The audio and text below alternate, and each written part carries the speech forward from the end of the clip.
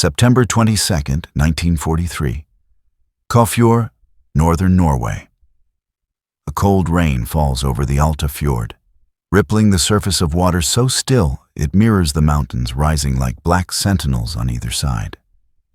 Beneath that surface, 60 feet down, two men crouch inside a steel cylinder barely 20 feet long. It smells of diesel, sweat, and fear. Lieutenant Donald Cameron wipes the condensation off his periscope lens. His voice is low, steady, Scottish. We're inside the fjord. God help us if they've spotted the wake. Beside him, Sub-Lieutenant Arthur Place adjusts the ballast levers, his fingers trembling slightly as he murmurs, "All quiet, sir. Tirpitz should be 2 cables ahead." Their craft, HMS X6, is one of Britain's experimental X-craft, midget submarines. Just 4 men, a 2.7-meter hull, and 2 massive side-mounted explosive charges known as saddle charges. It was never designed for comfort. Only one mission: to cripple Germany's most feared battleship, Tirpitz, the lonely queen of the north. Above them, inside the gray colossus moored in the fjord, German sailors of the Kriegsmarine smoke cigarettes and laugh about the English toy submarines. They've heard rumors that Britain trains men to sit inside tin tubes smaller than fishing boats. A joke in every U-boat mess hall. But this morning, the laughter begins to fade. 3 days earlier, Loch Cairnbawn, Scotland.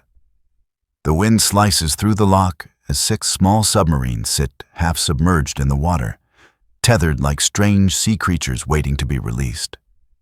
Around them, engineers and divers rush between pontoons, checking pressure valves and gyroscopes. Standing on the pier, Commander Max Sheen of the Royal Navy's 12th Submarine Flotilla watches the controlled chaos. Each of these craft, X5, X6, X7, X8, X9, and X10, represents months of training, secrecy, and sacrifice. The men chosen to pilot them aren't ordinary submariners. They are volunteers, young, restless, and half crazy enough to climb into something no larger than a delivery van and take it 1,000 miles through enemy waters. They call it Operation Source. At the heart of the mission lies a monstrous problem: Tirpitz. The German battleship has been hiding in the fjords of Norway since 1942. A 52,000-ton Leviathan armed with 8 15-inch guns. Every time it stirs, British convoys bound for Russia scatter in panic. Churchill himself called it the Beast. Nothing the Royal Air Force tried had worked. Bombers couldn't reach it. Torpedoes bounced off the anti-submarine nets surrounding it. The Germans, confident in their fortress of mountains and steel, nicknamed their ship Der Stolz der Kriegsmarine, the pride of the Navy. So the Admiralty came up with a plan that sounded like madness. Send 6 miniature submarines, each towed by a full-sized one, across 1,000 miles of Arctic Sea, slip under the defenses, and detonate explosives beneath Tirpitz's armored hull. In the dim wardroom of HMS Varangian, Lieutenant Donald Cameron briefed his men by candlelight. His voice was calm, precise. "We'll be on our own once we cut loose. No surface support, no way back unless the tide's kind. The Germans won't expect a thing this small to get through. Let's make sure they regret it." The men laughed, not out of bravado, but because laughter was easier than picturing what awaited them in that black fjord. On September 11th, the tow cables were secured. At 2 knots, the parent submarines began the long drag north toward Norway. The X-craft, barely seaworthy, rolled and shuddered behind them like tin cans on a wedding car. By the time they reached Alten Fjord, only 3 remained. X8 and X9 had been lost. One scuttled, one vanished. The surviving crews, Cameron in X6, Place in X7, and Lieutenant Henty Creer in X5, prepared for the final run. Each man sealed himself into a steel coffin, closed the hatch, and disappeared beneath the Arctic waves. September 22, 1943. 0400 hours. Fjord, northern Norway. The fjord is silent except for the distant hum of generators aboard Tirpitz. The battleship looms in the darkness, a mountain of gray steel anchored between sheer cliffs. Its camouflage nets ripple faintly in the Arctic wind. Below, two midget submarines creep forward, X6 and X7, alone and unseen. Inside X6, Lieutenant Donald Cameron's face glistens with condensation. Every breath fogs the narrow compartment. The gyro compass has failed, the periscope leaks, and one of the hydroplanes is jammed. They're half blind, but too close to turn back. Cameron checks his watch. "We're late," he mutters. "God help us if daylight catches us here." The submarine scrapes against something. The outer anti-submarine net. A low metallic groan echoes through the hull. For a moment, everyone freezes. If the sentries above heard that, it's over. Sub-Lieutenant Place in X7 is faring no better. His craft has snagged a mooring cable and is swinging helplessly beneath the fjord's surface. Through the tiny periscope lens, he glimpses the vast shadow of Tirpitz just 500 yards away, its hull stretching across the water like a submerged city block. "Steady, steady," he whispers, maneuvering free inch by inch. The Germans above have no idea. On deck, sailors swab the planks, laughing about rumors of British frogmen. Captain Hans Meyer of the Tirpitz's watch dismisses the talk. They'd need a miracle to get through the nets. Impossible. At 06:10 hours, X6 dives beneath the final barrier. The submarine emerges into the inner basin, the lair of the monster itself. Cameron wipes oil from his eyes and peers through the gloom. The black underbelly of Tirpitz fills his view, barnacled and immense. He steadies his hand on the ballast lever. "Right, lads, this is it." He guides X6 directly beneath the battleship. The hum of the German engines vibrates through the hull like a heartbeat. The men can hear footsteps clanging above their heads. Sailors moving along the deck, unaware that 4 men in a steel tube are planting 4,000 pounds of explosives beneath them. Cameron arms the magnetic charges, sets the timers for 0830, and orders, "Surface the boat. We'll scuttle her here." X6 jolts upward, breaking the surface briefly beside the Tirpitz's bow. Alarm bells scream. A German sentry spots the periscope wake and shouts, "Alarm! Kleines U-boot!"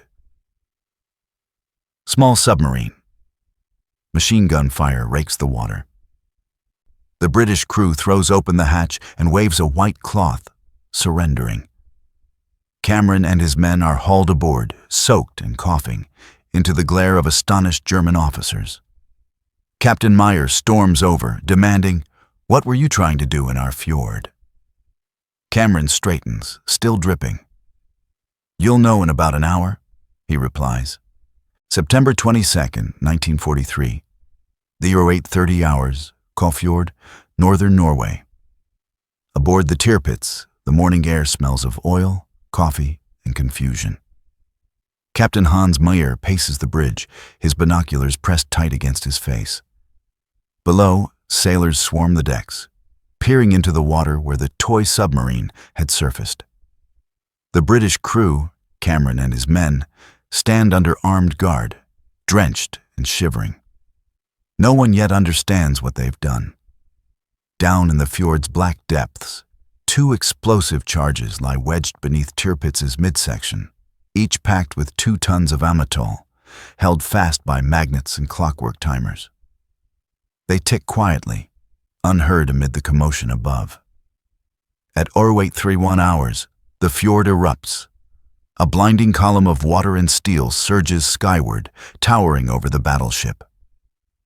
The shock wave tears through the hull, hurling men from the deck. Inside the engine rooms, Turbines buckle, pipes rupture, and bulkheads groan under impossible pressure. A second explosion follows seconds later. X7's charges, tearing open the port side. Massive anchor chains snap like thread. Tirpitz, the invincible queen of the Kriegsmarine, lifts partially from the water before crashing back with a deafening roar. "Got him, Himmel!" A sailor gasps, crawling across the shattered deck. The bridge plunges into chaos. Alarm klaxons wail. Engineers race to seal flooding compartments as steam scalds through ruptured pipes. Ammunition storage is evacuated. Wounded men are dragged through knee-deep water. From the shore, villagers in Alta and German coastal watchers stare in disbelief as the fjord itself seems to convulse. For a moment, no one speaks. Then word spreads like fire. Tirpitz has been hit. Cameron, held at gunpoint on deck, stands motionless as the tremors roll beneath his boots. He turns toward Captain Meyer and, through the din, simply says, "That'll be the noise I mentioned." The German officers glare in stunned silence. They had called these X-craft toys. Now, the mightiest ship in Hitler's northern fleet is crippled beyond repair. Below decks, chaos reigns. The central turbine room is flooded, electrical circuits short out, plunging compartments into darkness. The armor plating, over 12 inches thick in places, has buckled from the blast. The Tirpitz's bow lists heavily to port, and its crew of WWII scramble to keep the giant from capsizing. Miraculously, she does not sink, but her keel is bent, and her engines destroyed. The pride of the Kriegsmarine is now a floating battery, incapable of sailing for months. When Admiral Karl Dönitz receives the report in Berlin, his first words are incredulous. "Hit? By what?" The reply from Norway is terse. "By a British midget submarine, Herr Admiral." Silence. Then quietly, Dönitz says, "So, the toys were real after all." Within hours, every German naval base in Norway goes on high alert. Divers sweep harbors for more mini-submarines. The Kriegsmarine issues new orders for anti-frogman nets and depth charge drills. But the damage is done. Tirpitz will never again threaten the Arctic convoys. For the men of the Royal Navy's X-craft program, it's a victory paid for in steel and silence. 3 submarines lost, 9 men dead or captured, and a legend born. That evening, as German sailors toil to stabilize their crippled warship, Cameron and Place sit in confinement, listening to the distant groans of metal and water. They exchange a glance, half relief, half disbelief. "Worth every inch of that crawl through hell," Cameron murmurs. Far away in London, news reaches the Admiralty. Churchill, upon hearing it, smiles grimly and dictates a telegram. "Please convey to the crews of X6 and X7 my warmest congratulations. The enemy will laugh no longer." And he was right.